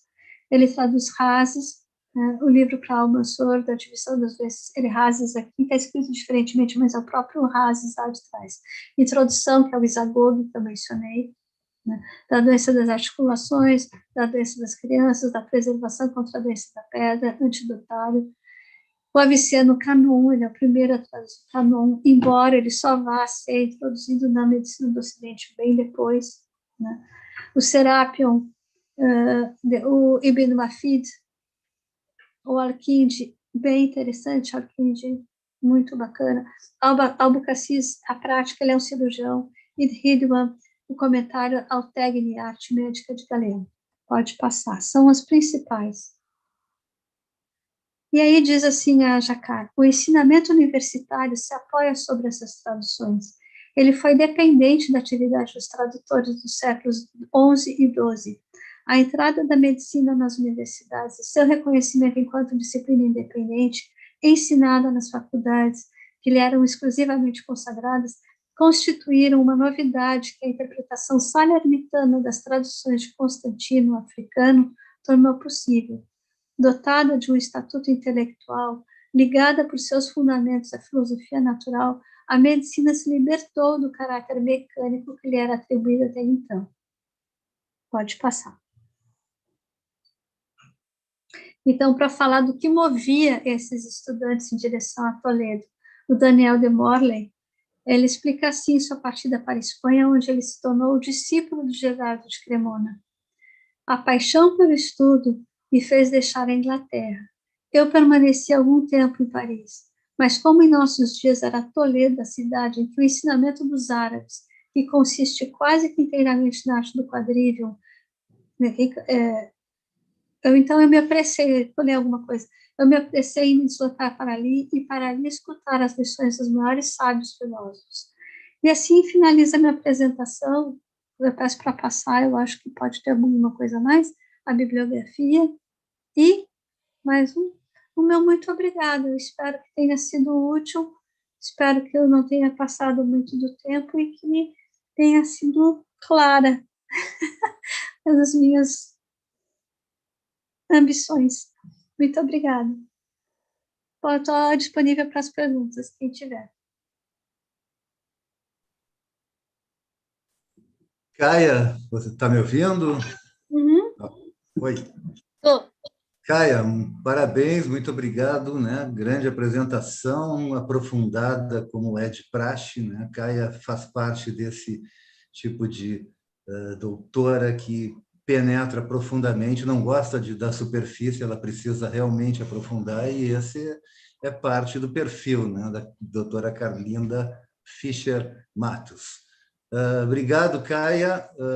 Várias das questões que tu trouxe serão, por mim, aproveitadas, estendidas na próxima apresentação, que vai ser na próxima terça-feira, às 15 horas, como sempre. E eu quero te passar algumas perguntas que fizeram ao longo da tua apresentação. São 5 perguntas apenas, então eu vou fazê-las todas na ordem em que apareceram, que vai de acordo com a ordem da própria apresentação. O Marcelo Alves da Silva pergunta: existe uma fonte digitalizada e confiável para os textos em siríaco? Você pode fazer todas as perguntas que eu vou respondendo. Tá. A Vera Natália pergunta: no que esses textos médicos incomodavam o cristianismo dominante? O Paulo Henrique Silva Bezerra pergunta: qual a importância de Avicena, ele coloca Avicena para as pesquisas medicinais e para as traduções e propagações do ensino? O Rodrigo Guazelli: existe algo relacionado ao que chamamos de educação física em textos de medicina? por exemplo, receita de rotina de exercícios, nutrição, etc. E o Marcelo Alves da Silva pergunta: esses tradutores árabes deixaram alguma reflexão sobre os métodos realizados em suas próprias traduções? Havia algo como um saber tradutológico? E agora, nesse momento, está chegando mais uma, Caia, que é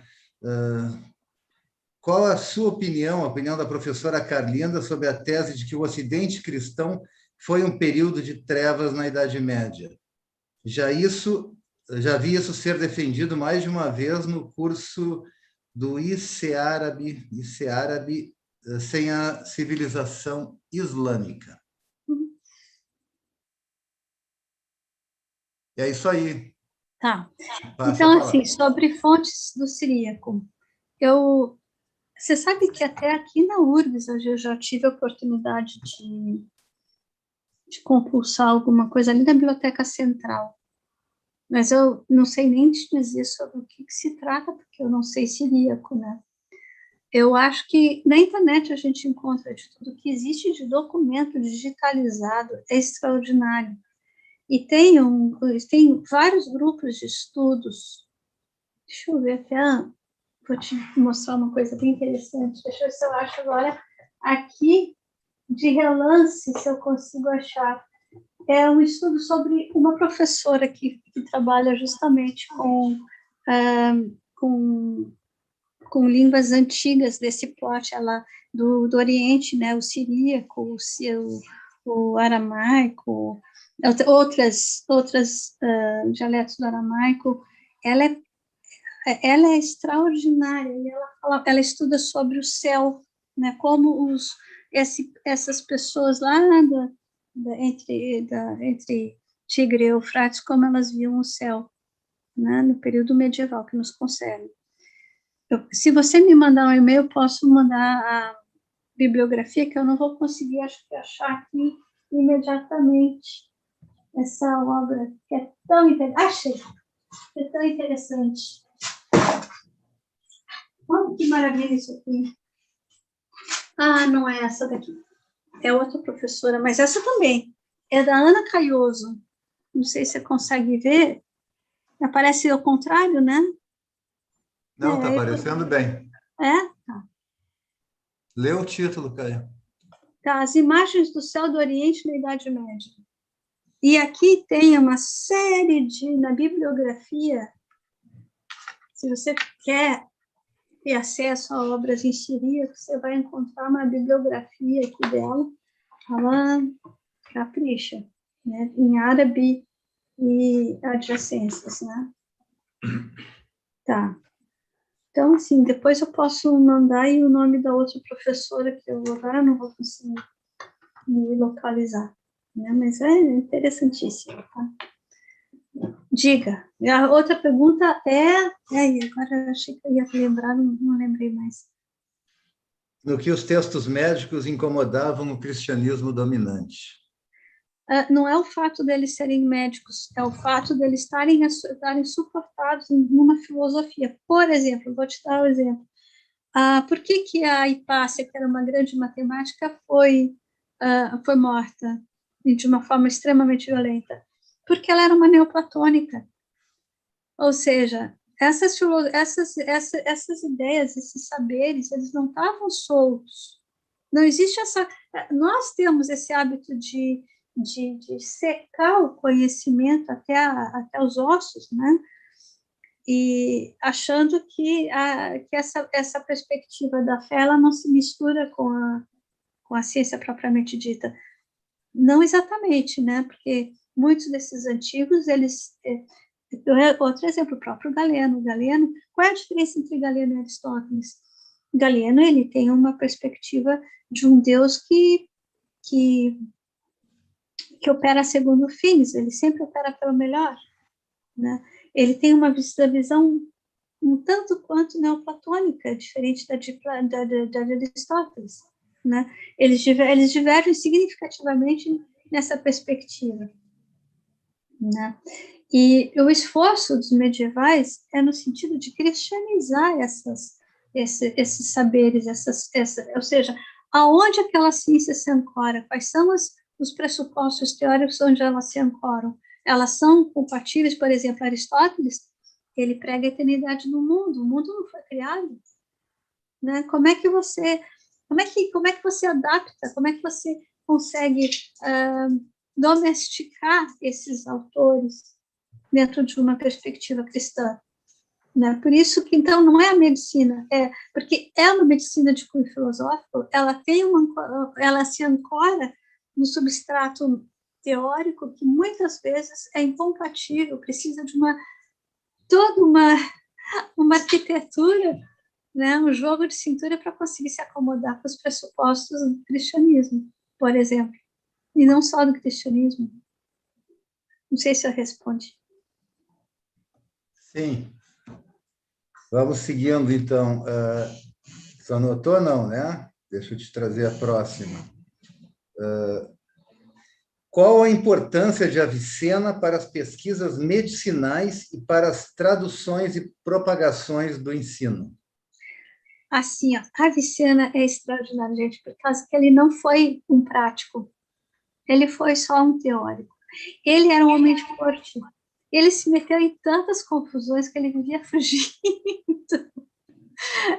Ele vivia fugindo. Então, e até o trabalho dele, ele era sobretudo um filósofo e secundariamente ele se dedicava à filosofia, ao canon, à medicina. Mas ele é de uma lógica tão extraordinária. O que o Avicena faz? Né? Ele não traz nada de novo. Ele traz, ele simplesmente ele consegue dar um escopo teórico para a experiência, né? Então é magnífico porque ele faz com que o médico raciocine. Ele não tem fórmula pronta, né? Então é essa a grande qualidade, porque é uma medicina que nem a gente tem hoje em dia. A gente tem muita tecnologia, muita aparelhagem, mas pouco raciocínio, na verdade, né? Então, por que, por exemplo, ele foi antecedido por Al-Razi, por Al-Maghuzi, e o Avicena, quando entra na esteira, ele simplesmente deixa os grandes Al-Razi e Al-Maghuzi, que são maravilhosos, ele deixa a comer poeira. Por quê? Porque a forma como ele organiza a apresentação da matéria, ele é completamente lógico, claro, é uma delícia ler, inclusive, o canon do Avicena. Tenho aqui uma parte maravilhosa, tá ali. É maravilhoso, vale a pena, é um exercício muito gostoso de ser feito, para conhecer como ele pensava o conjunto, né? Isso que é uma obra extensíssima, tem só um volume, né, que foi traduzido, mas ele é muito claro, mas ele é assustador, e como ele é muito ele é muito teórico, ele se apoia numa filosofia, a pessoa que lê precisa, não nós que já estamos, né, mas para que aquela cultura daquele momento, eles precisaram dar uma volta, eles precisaram reorganizar o pensamento para conseguir aceitar e entender o Avicena. Mas quando isso aconteceu, ele deixou todo mundo comendo poeira, porque ele é magnífico, realmente. Ok. Seguinte pergunta: existe algo relacionado ao que chamamos de educação física em textos de medicina? Por exemplo, receita de rotina de exercícios, nutrição, etc. Eu ia trazer aqui, mas eu ia explodir o tempo aqui, eu ia trazer são os regimes de saúde. Regimes de saúde são muito interessantes, porque eles partem de toda a teoria galênica e hipocrática para dizer assim, olha, quando você acordar, olhe para onde o sol nasce. Respire 3 vezes. Espirre bastante para limpar os pulmões e o cérebro, que estão conectados, né? Aí é bom você também, se você conseguir, como é que é? Quando é que a gente fala? quando a gente acorda, que espicha e faz, Preguiçar. espreguiçando. Espreguice-se, então você vai conseguir. Olha, é muito interessante. Durma com os pés sem serem tapados, com os pés destapados. Você começa a dormir pela direita, volta para a esquerda e termina seu sono da direita. E tudo tem um porquê, o que é mais interessante, né? E isso é muito bacana de ser investigado. Por que ele explica? Porque não é nada aleatório, né? Não é porque eu acho que faz bem. Não, tem uma explicação que ancora essas receitas. Caminhe, depois do almoço, caminhe, não muito, mas caminhe, né? Daí ele vai explicar mais adiante, você vai ver que lá no Al-Razi, ele vai estar explicando, olha, a digestão, ela acontece por amassamento, ela não acontece porque tem uma descarga de ácidos, não tem essa ideia, ela acontece por amassamento. Então, se você caminha, esse deslocamento, ele ajuda essa cadência com que esse amassamento acontece. Então, assim, tudo tem um porquê. Então, os regimes, se você quer se aprofundar sobre esse tema maravilhoso, os regimes de saúde são uma porta aberta, escancarada para tratar disso. Certo. Estamos chegando já ao fim, são 10 para 5. Tem mais 2 perguntas, vamos aproveitar. Esses tradutores árabes deixaram alguma reflexão sobre os métodos realizados em suas traduções? Havia algo como um saber tradutológico? Um vocábulo novo, ou não? Eu imagino que sim, porque quem trata muito, trata em detalhe sobre isso é a Danielle Jacquard. Ela é uma estudiosa da medicina medieval, e ela fala muito, e tem o Amazuno Marcelino, eu tenho que ver na bibliografia, que ele também, ele fala muito sobre a questão das traduções. O Ibn Ishaq, ele era completamente neurótico, assim, ele estabeleceu tanto o Cassiodoro, só que o Cassiodoro não deixou registro sobre isso, ele escreve, ele chega a escrever um manual de como os textos devem ser tratados, em que ordem, como eles devem ser, qual é o padrão de tradução que ele espera. O Ibn Ishaq, Hunayn Ibn Ishaq, o segundo coordenador da Casa da Sabedoria, ele chegava a refazer 2, 3 vezes, quantas fossem necessárias, até chegar ao ponto de dizer, esse texto está bom. Ele pegava manuscritos diferentes, e se ele, depois de pronta a tradução, ele achasse um realmente interessante, ele refazia, mandava refazer, ou eu refazia ele a tradução, né? Então, assim, ele era de um preciosismo extraordinário, né? Então, assim, isso exige método, né? Ou seja, saber o que é bom, o que é ruim, como fazer a colação dos textos, quer dizer, é colocar em ordem textos que têm diferentes origens, mas que podem iluminar melhor o texto. Isso demanda método, demanda uma lógica, demanda uma expertise, né? Então, se uma estudiosa como Danielle Jacquard menciona, e como a Marcelino, que pena, eu posso te mandar isso por e-mail aqui, a cabeça não está ajudando mais. Então, eles falam detidamente sobre essa questão das traduções, então deve ter registro sobre isso, sim. Certo. E última pergunta, qual é a opinião da professora Carlinda sobre a tese de que o Ocidente cristão foi um período de trevas na Idade Média? Já vi isso ser defendido mais de uma vez no curso do IC Árabe, sem a civilização... Não, acho que é sobre a civilização islâmica. Ele botou S/ sobre a civilização.